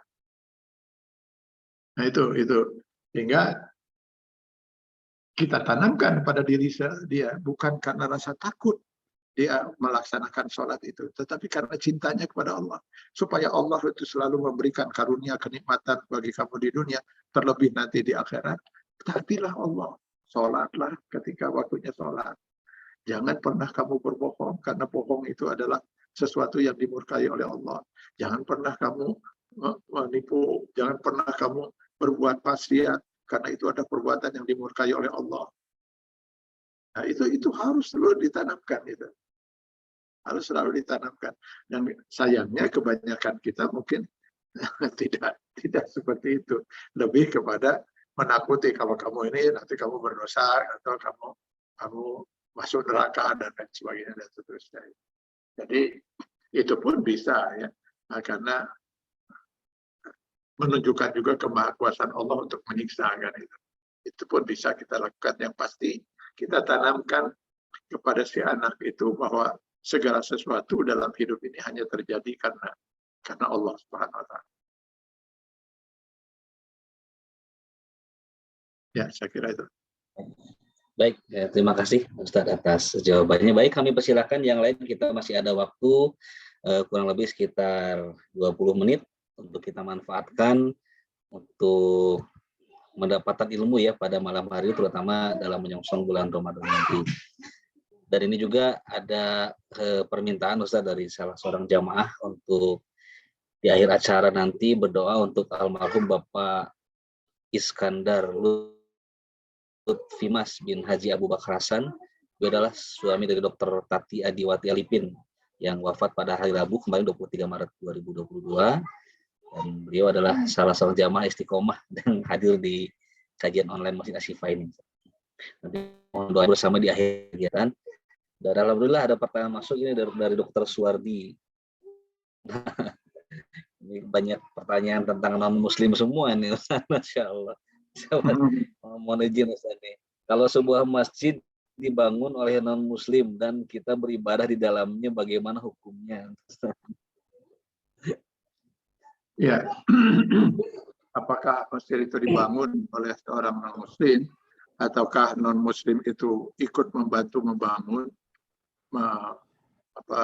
dengan sebagian dari hartanya? Selama tidak ada maksud lain dari yang bersangkutan, ya, kecuali betul-betul hanya ingin membangun di masjid, nggak ada maksud lain di balik itu, ya nggak ada masalah, silakan saja. Kalau ada orang-orang di luar Islam ingin membantu membangun masjid, misalnya gitu, datang menyumbang, terima saja kalau memang tidak ada maksud lain di balik itu. Artinya ada maksud lain yang tidak baik gitu ya, untuk menghancurkan nama Islam sendiri, atau misalnya ada maksud untuk memurtadkan dan seterusnya dan sebagainya. Kalau tidak ada maksud semacam itu, nggak ada masalah. Kan halal saja harta dari orang non-Islam. Baik, terima kasih. Jadi boleh Dr. Suwardi, alhamdulillah sudah terjawab. Sambil menunggu pertanyaan yang masuk, ya Ustaz, mungkin saya boleh pertanyaan yang menjadi benak saya ini selama ini Ustaz terkait bulan Ramadan ini Ustaz. Mohon izin bertanya. Saat ini usia saya udah 43 Ustaz ya. Nah, dan mungkin di sini ada yang lebih, mungkin ada yang di atas 50, di atas 60. Jadi kalau dihitung secara matematis, kalau saya balik umur 17, jadi lebih dari 30 kali kayaknya saya udah melewati bulan Ramadan ini Ustaz ya. Udah 30 kali mungkin. Nah, tadi dari cinta Allah dan Rasul sendiri kan itu memang salah satu pembuktian yang harus kita buktikan tidak hanya di bulan Ramadan, tentu di bulan-bulan yang lain sepanjang hidup kita harus buktikan. Dan bulan Ramadan ini sebagai salah satu bukti kasih sayang Allah dengan berbagai keutamaan di dalamnya, berbagai macam amal dilipat gandakan dengan outputnya itu kan untuk kita bertakwa Ustaz. Nah, yang jadi pertanyaan Ustaz, ini kalau kita sudah berpuluh-puluh kali Ustaz mengalami bulan Ramadan ya, tapi sepertinya amal-amal kita tuh entah kita ragu Ustaz, apakah kita sudah bertakwa atau belum Ustaz? Karena seperti saya bilang tadi mungkin kita rindu dengan bulan Ramadan, tapi ketika di awal-awal kita melaksanakan ibadah tuh sholat tepat waktu sampai dengan rawatib tidak tertinggal. Begitu minggu kedua, ketiga, keempat kita mengakui ada kelonggaran Ustaz, mulai tidak tepat waktu, just tidak tamat karena urusan duniawi kita saja terus terang barangkali Ustaz, saya pribadi. Dan apakah itu berdosa Ustaz jika dari puluhan kesempatan yang Allah berikan tapi kita tuh takwa wae Ustaz gitu. Itu Ustaz mohon penjelasannya Ustaz, karena tujuan Al-Baqarah 183 kan agar kita bertakwa begitu Ustaz. Kita tetap saja seperti itu. Mohon pencerahan Ustaz. Mohon. Ya. Ya, bertakwa itu tentu tidak hanya dalam ibadah-ibadah mahdoh ya, ibadah yang hablum minallah saja, karena kriteria takwa itu menyangkut juga masalah-masalah yang terkait dengan hablum minannas. Jadi yang pasti harus kondisi kita harusnya gitu, ketika sudah melewati bulan Ramadan itu harus lebih baik dari sebelumnya gitu. Jadi Ramadan 1 Syawal nanti harus lebih baik kita dari sebelum kita memasuki bulan suci Ramadan ini. Jadi setiap kali Ramadan datang kita akan terus lebih meningkat, itu ya, lebih baik gitu. Nah, kalau kondisi kita masih sama gitu, ya mungkin juga masih bagus Pak daripada mungkin kalau kita tidak saum kita lebih rusak lagi gitu ya. Tetapi yang harusnya lebih bertakwa itu adalah arti lebih baik lagi gitu. Kalau kita dulu sebelum Ramadan ini kita jarang sekali tahajud. Nah, lalu kita mulai di bulan Ramadan dengan tarawehnya, dengan qiyamul lailnya, maka setelah Ramadan ini setelah Ramadan nanti kita menjadi rajin tahajud. Kalau dulu kita agak kurang banyak bersedekah, nah setelah Ramadan itu kita jadi banyak bersedekah. Karena maksud Allah Subhanahu wa Ta'ala dengan ibadah saum itu latihan 1 bulan untuk persiapan hidup kita 11 bulan kemudian. Jadi persiapan 11 bulan kemudian untuk kita melakukan kebiasaan yang kita lakukan di bulan Ramadan itu minimal, Pak. Ya. Jadi kebaikan-kebaikan kita yang kita lakukan di bulan Ramadan itu kita lakukan untuk 11 bulan kemudian. Kemampuan kita untuk menahan hawa nafsu itu untuk kita bisa lakukan 11 bulan kemudian, kita bisa menahan dari segala yang diharamkan oleh Allah Subhanahu wa Ta'ala. Dan Allah dengan maha tahunya itu bahwa Allah maha tahu bahwa kualitas keimanan kita ini kadang-kadang menurun gitu ya Pak ya. Karena itu nanti begitu lewat 11 bulan kita masuk lagi latihan lagi, training 1 bulan lagi untuk persiapan lagi hidup 11 bulan itu. Jadi kenapa? Karena kata Rasulullah memang keimanan itu kualitasnya itu yazid wa yanqus, kadang-kadang naik, kadang-kadang turun. Maka dilatih. Jadi paling tidak semangat 1 bulan Ramadan itu harus bisa kita wujudkan dalam 11 bulan kemudian. Jadi mudah-mudahan lah ya. Tapi sayangnya tadi seperti disampaikan, jangankan untuk 11 bulan kemudian, baru juga pertengahan Ramadan semangat kita sudah jatuh, sudah turun Pak. Ini pengalaman memang betul Pak. Di hari-hari pertama itu masjid itu penuh Pak, penuh masjid itu orang terawehan itu. Sehingga banyak masjid yang terpaksa pasang tenda Pak, karena masjid tidak bisa menampung itu. Tapi begitu masuk minggu kedua, tenda sudah mulai digulung lagi Pak. Begitu masuk minggu ketiga, malah safnya sudah tinggal 4 lagi, 4 saf. Terakhir hari-hari terakhir itu yang penuh malah mal-mal gitu dengan orang belanja untuk persiapan Ramadan, persiapan mudik dan lain sebagainya. Jadi memang kita masih belum sampai pada tingkat itu, tapi insya Allah dengan tadi mudah-mudahan semangat kita untuk masuk surga, Pak, karena kita nggak tahu ajal kita itu kapan itu ya. Bisa nanti besok, bisa lusa, bisa kapan saja ajal itu tiba. Sayang sekali kalau kita belum mampu menjawab apakah kalau kita besok meninggal dunia kita akan masuk surga atau tidak gitu. Dan kalau kita masuk surga, bisakah kita sekelas bersama para rasul, para nabi. Nah, ini harus kita jadikan pemecut bagi kita untuk berjuang terus mencintai Allah dan Rasulnya dengan diantaranya memanfaatkan kehadiran bulan Ramadan ini. Yang belum tentu kita juga masih akan berjumpa lagi dengan bulan Ramadan di masa yang akan datang. Ya, saya mengajak diri saya dan kita semua, mari kita manfaatkan Ramadan ini dengan sebenar-benarnya agar kita betul-betul mampu meraih predikat mutakin itu. Alhamdulillah, Masya Allah. Berat sekali ya. Iya, ya, Pak. Insya Allah, ya memang ternyata kalau kita nanti kaji gitu ya, memang surga itu mahal, Pak, mahal. Jadi kalau tadi dikatakan berat juga ya, memang berat, mahal surga itu. Orang lain, para sahabat itu sampai menebusnya dengan nyawa, kita enggak, Pak. Kita enggak sampai dituntut sampai sekarang ini, mungkin nggak ada dituntut kita dengan nyawa, cuma mengorbankan waktu, tenaga, pikiran, perasaan, harta pun juga mungkin kita tidak dituntut sampai harus mengorbankan sebagian besar dari harta kita gitu. Jadi kita nggak sampai gitu. Orang lain, ya Allah, saya lihat kalau membaca kisah para sahabat, Pak, ada 70 sahabat Rasul gitu ya. Ada kitabnya itu, ada bukunya. Kalau nggak salah sudah diterjemahkan itu. Kisah 70 sahabat Rasul itu. Saya pernah mengkaji gitu ya di kajian saksiyah itu, mengkaji kehidupan para sahabat itu. Kalau nggak salah baru sampai 24 atau gitulah, 24 atau 30 sahabat. Saya berhenti, Pak, mengkaji itu, Pak. Setiap kali mengkaji, kadang-kadang saya nggak tahan, Pak. Saya nggak tahan, menangis kadang-kadang, menangisi diri sendiri gitu, menangisi diri sendiri. Ya Allah, apa artinya saya di hadapan para sahabat ini? Mereka betul-betul mengejar cinta kepada Allah dan Rasul itu luar biasa, Pak. Luar biasa mereka.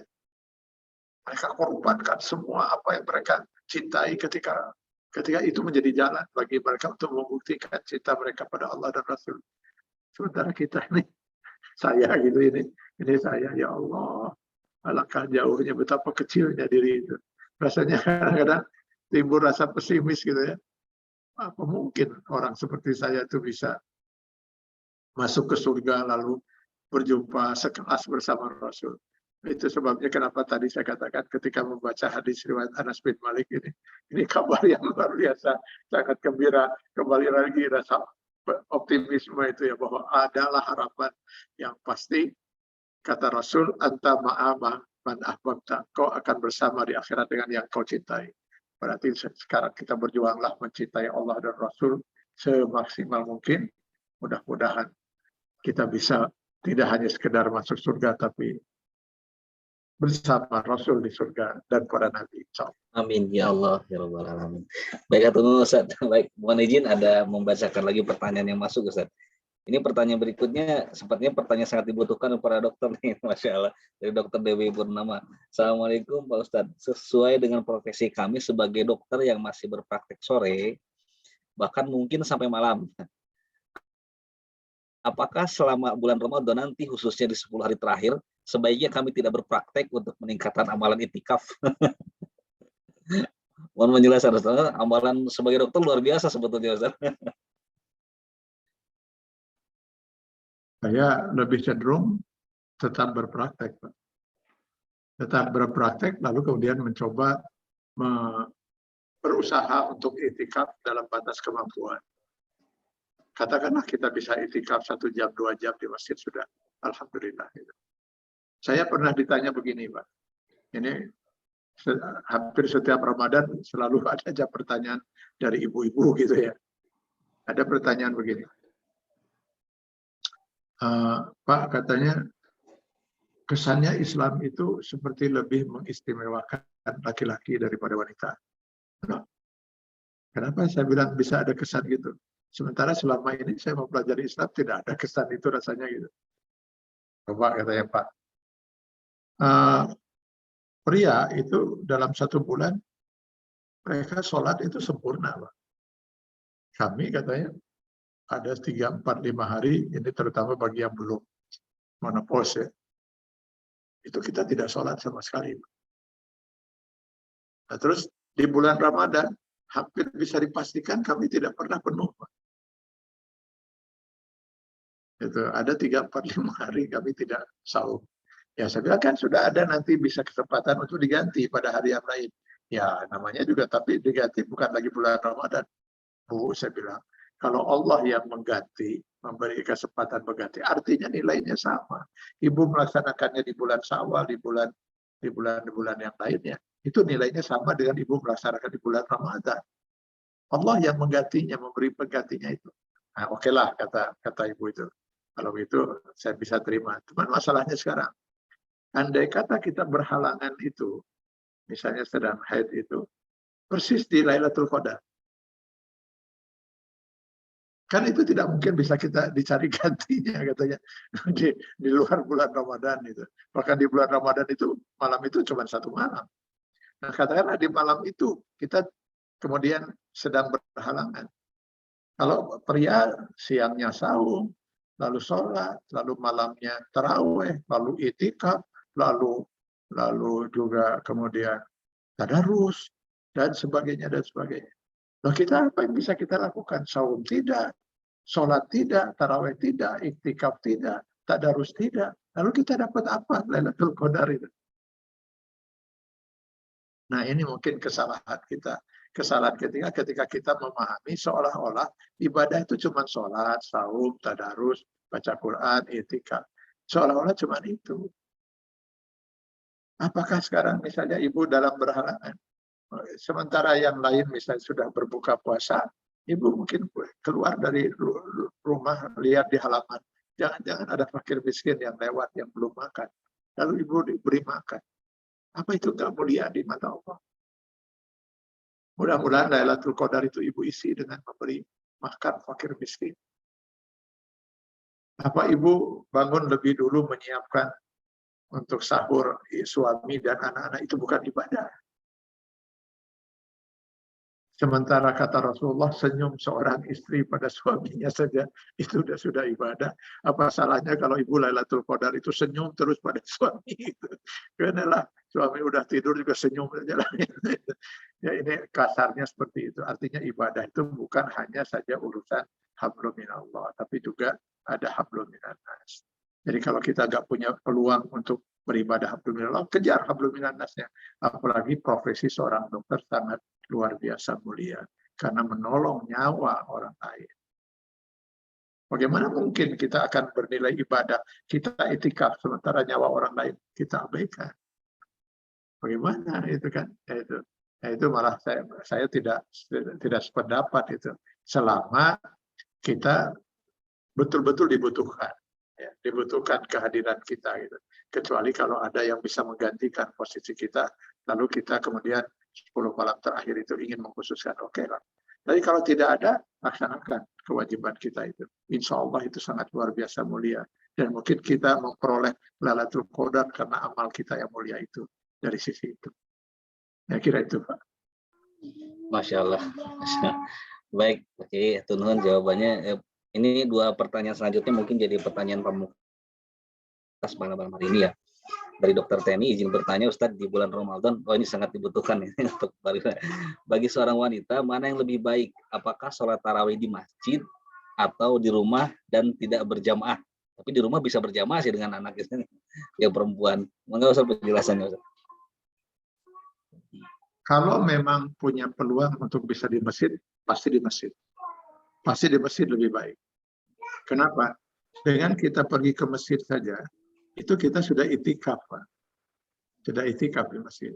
Lalu kemudian nilai kita langkah ke masjid saja sudah punya pahala.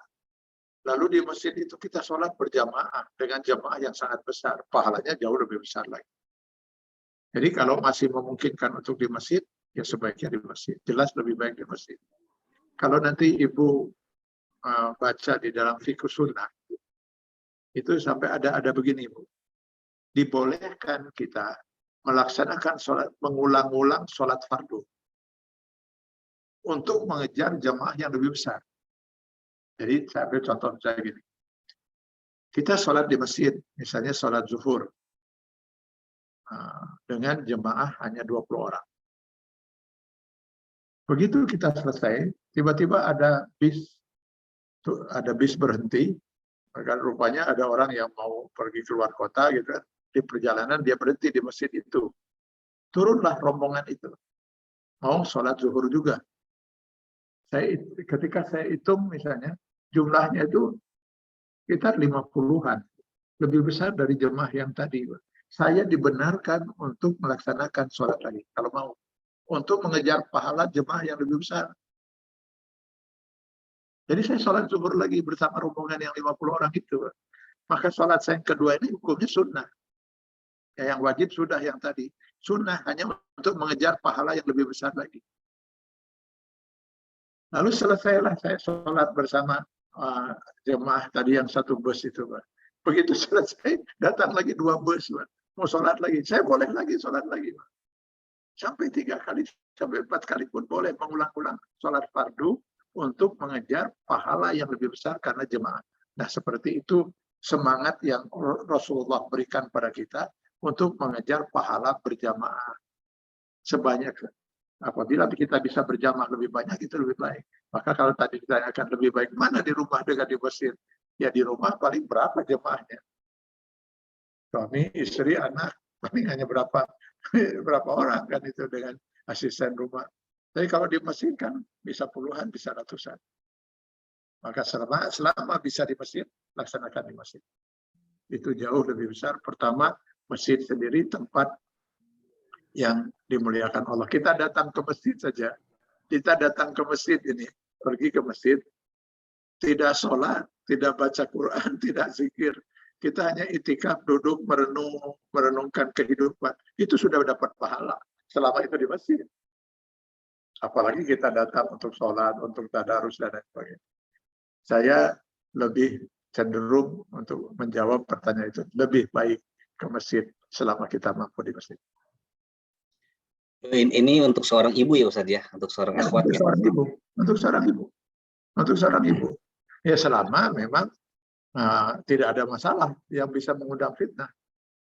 Apalagi kalau pergi ke masjidnya dengan bapaknya, dengan suaminya.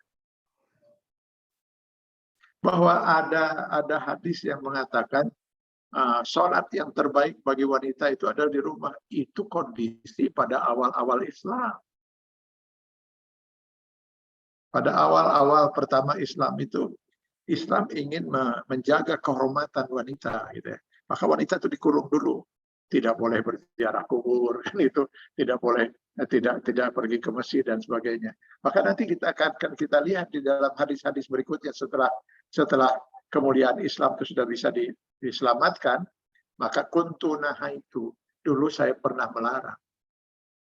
Nah, sekarang ini banyak orang beralasan, loh kan katanya ada hadis yang mengatakan wanita itu sebaiknya sholat di rumah. Ya tambah baheula ketika dikhawatirkan terjadi fitnah. Nah, masa sekarang pergi ke masjid rasanya jarang kita mendengar ada fitnah terjadi karena seorang wanita pergi ke masjid. Nah, kalau ke masjid saja menjadi masalah, sehingga lebih baik di rumah, hari kamol, itu malah mungkin lebih bisa mengundang fitnah, kan itu malah tidak dipermasalahkan wanita pergi ke mall gitu. Tadi ke masjid dah jadi dipersoalkan, malah ke masjid insya Allah jauh lebih aman daripada ke mall, Pak. Kalau dari segi fitnah gitu. Berarti ini Ustadz mohon izin mengkonfirmasi kembali ya. Berarti tidak hanya sholat tarawih saja ya Ustadz, anjuran ke masjid itu. Tidak hanya sholat tarawih saja, sholat yang ya. lainnya juga. Ya. Selama saya katakan tadi, memang kita aman dari fitnah. Apalagi kalau berserta suami atau berserta anak dan sebagainya. Sekarang banyak majelis-majelis taklim ibu-ibu kan. Bertebaran di Bandung luar biasa banyaknya itu. Malah satu kompleks saja sampai 30 majelis taklim dan sebagainya. Itu ibu-ibu semua di masjid. Kok nggak ada masalah itu. Nah, hari pas giliran sholat tidak sebaiknya berada di rumah. Sementara majelis taklim saja pada pergi ke masjid itu. Jadi cenderung selama kita bisa terhindar dari fitnah, insya Allah, dan saya belum pernah itu mendengar fitnah karena wanita itu berada di masjid gitu ya. Karena setiap orang yang datang ke masjid pasti dengan pakaian yang tertutup gitu kan, wanita itu pakaian tertutup, dan siapa lagi orang yang mau usil mau macam-macam, laki-laki yang berani macam-macam terhadap wanita di masjid itu sudah kelewatan banget gitu ya. Saya pikir kecil sekali kemungkinan fitnah itu terjadi. Malah yang mungkin itu justru yang di luar masjid, Pak. Kalau memang ke masjid harus dilarang, pastinya yang lain harus dilarang. Lebih dilarang lagi kan itu. Jadi saya lebih cenderung wanita selama memungkinkan lebih baik sholat dan tarawih dan selain sholat lainnya pun kalau mungkin di masjid. Baik, alhamdulillah. Pencerahan sekali luar biasa.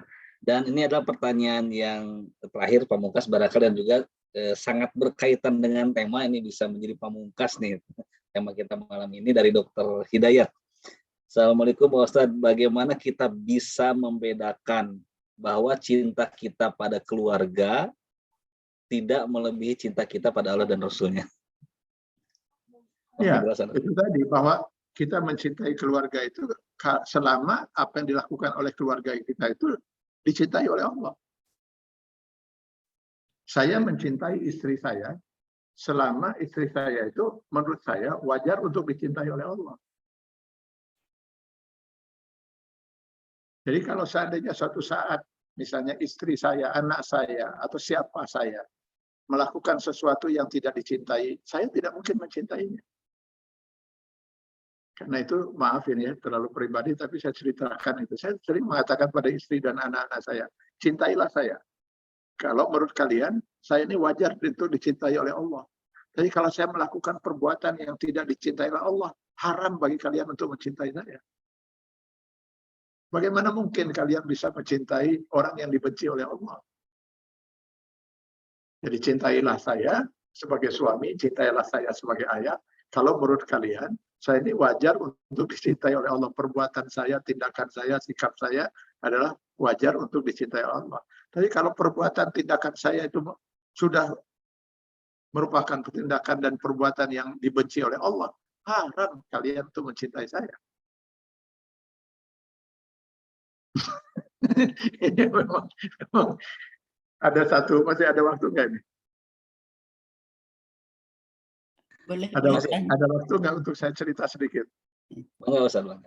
Ya, saya pernah kedatangan 3 ibu-ibu, 2 laki-laki, bapak-bapak. Mereka berlima ini satu keluarga, Pak. Jadi saudara kandung lah 5 orang. Jadi mereka datang berlima ini, rupanya mau minta fatwa waris pada saya. Apa masalahnya, saya bilang? Ayah kami sudah meninggal, katanya sudah meninggal, meninggalkan ibu dan kami 5 anaknya. Lalu bagaimana pembagian warisnya? Ya Allah, saya bilang, Bapak Ibu, itu tinggal dibaca aja di An-Nisa 11-12 sudah terjawab, itu sederhana sekali itu pembagian warisnya tuh ya. Kalau bahwa istri itu mendapat 1/8 dari peninggalan suaminya, lalu yang 7/8 akan dihabiskan oleh 5 anak. Saudara kandung dari bapak dan sebagainya tidak dapat karena terhalang oleh ada anak laki-laki kan itu. Nah, dengan logika perbandingan laki-laki 2/1 berarti harta dibagi 7. Berarti yang anak laki-laki mendapat 2/7 kali 7/8, anak yang perempuan masing-masing mendapat 1/7 kali 7/8. Sederhana sekali, saya bilang. Saya pikir ada masalah yang ruwet. Tapi begitu saya sodorkan begitu, tiba-tiba seorang ibu mengeluarkan dari tasnya itu. Masalahnya begini, Pak. Sebelum meninggal, almarhum itu membuat wasiat. Wasiatnya itu ini, Pak, katanya. Ditandatangani langsung di atas meterai oleh almarhum dengan ada 2 orang saksi. wasiatnya bahwa nanti ketika saya meninggal dunia, harta waris harus dibagi rata. Itu wasiatnya. Ini kan kalau kita tidak mengikuti keinginan orang tua, kan durhaka kita sebagai anak kepada orang tua. Itu hebat sekali dalilnya, itu durhaka pada orang tua. Nah, kalau kita tidak mengikuti aturan Allah, apa tidak durhaka pada Allah? Saya kembali balik mengatakan itu. Akhirnya saya katakan pada mereka, kalian ini mencintai almarhum tidak sih? Oh, pastilah Pak, katanya kita mesti. Ingin nggak almarhum itu tenang di alam barzah? Bahagia di alam barzah? Oh ya sudah pastilah. Kalau gitu saya bilang sobek itu wasiat itu. Sobek wasiat itu. Saya nggak membayangkan bagaimana beratnya almarhum di alam barzah ketika oleh malaikat misalnya dituntut berani-beraninya kamu membuat wasiat yang bertentangan dengan aturan Allah. Kalau tidak tega, saya bilang menyobeknya. Biar saya menyobeknya. Nah, saya katakan begitu. Masih kayaknya harulang, buat harulang mereka itu. Sekarang begini, katakanlah misalnya, wasiat dari almarhum itu ada dua. Pertama, wasiat itu bahwa waris dibagi rata. Dan yang kedua, wasiat yang kedua dalam wasiat almarhum itu, saya minta sepeninggal saya, semua anak-anak berhenti melaksanakan sholat. Akan kalian laksanakan wasiat ini? Ya tidak bisa, Pak. Kenapa? Ya kan itu melanggar aturan Allah. Kita kan harus sholat. Loh, kalau tadi warisan 2:1 dijadikan sama rata, itu bukan melanggar aturan Allah. Nah, kita ada palebah duit jadi para roek gitu. Kita ini. Kan itu melanggar aturan Allah. Jadi kalau demi kita cinta kepada Allah, jangan pernah kita mentaati sesuatu aturan apapun yang bertentangan dengan aturan Allah dan Rasul. Itu bukti kita mencintai Allah. Nggak boleh kita taati suami. Saya sekali lagi mohon maaf itu. Karena saya nggak bisa memberikan contoh, karena nggak ada contoh kecuali contoh saya sendiri gitu ya. Saya sering mengatakan pada keluarga saya, pada istri dan anak-anak saya, taatilah saya. Kalian tidak punya alasan untuk tidak mentaati keinginan saya sebagai suami, sebagai orang tua, selama yang saya inginkan itu adalah benar menurut Allah dan Rasul. Karena dengan kalian mentaati, kalian sedang mentaati Allah dan Rasul. Tapi begitu ada kebijakan saya yang bertentangan dengan Allah dan Rasul, haram kalian untuk mentaati. Jangan pernah korbankan Allah dan Rasul demi mentaati suami, demi mentaati orang tua.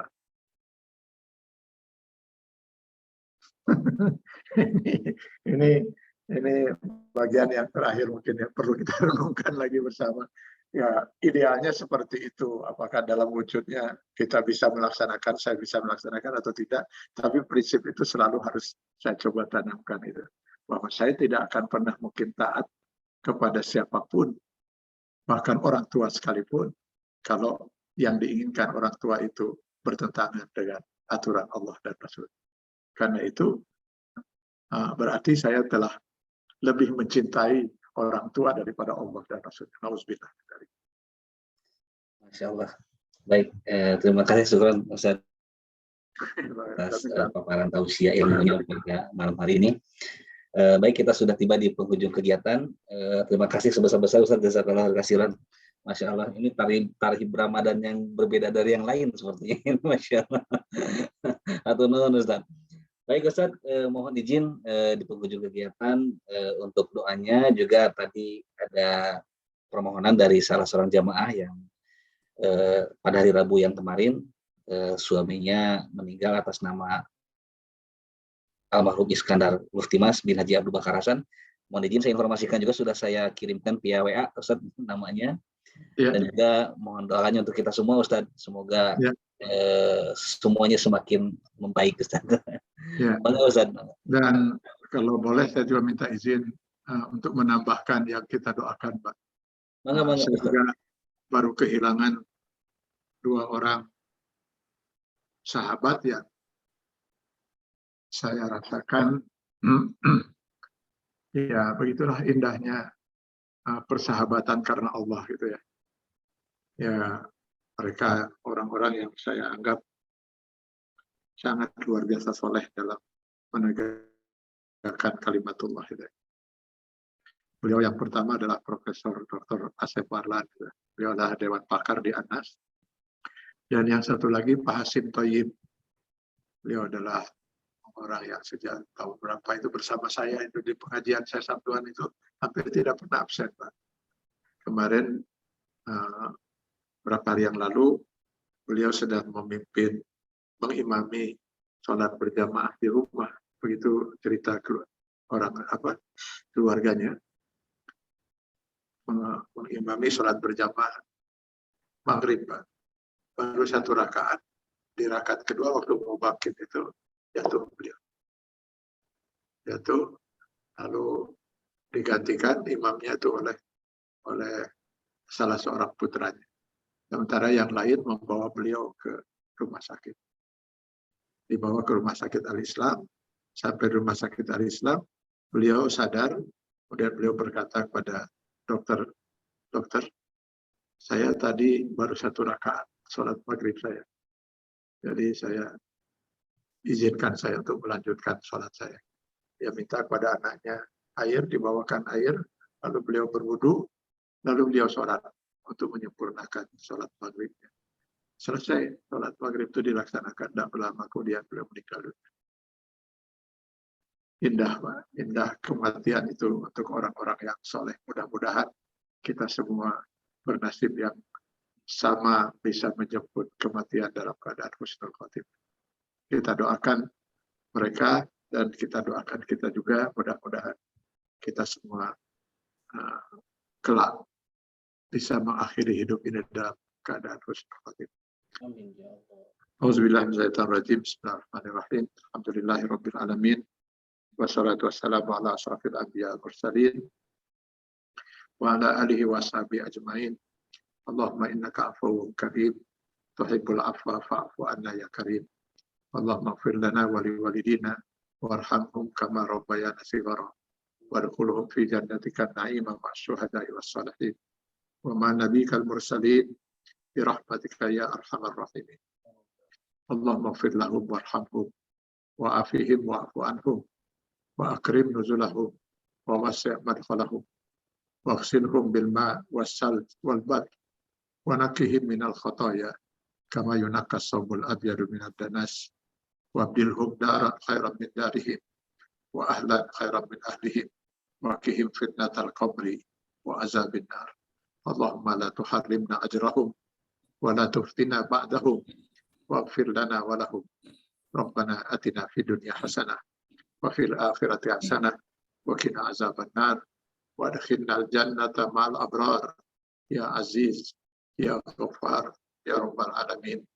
Allahumma rabbana taqabbal minna innaka antas sami'un alim wa tub alaina innaka antat tawwabur rahim.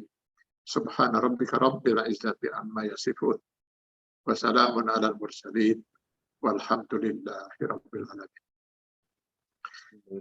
Berakhir, Bapak dan Ibu sekalian, izinkan saya untuk mengucapkan selamat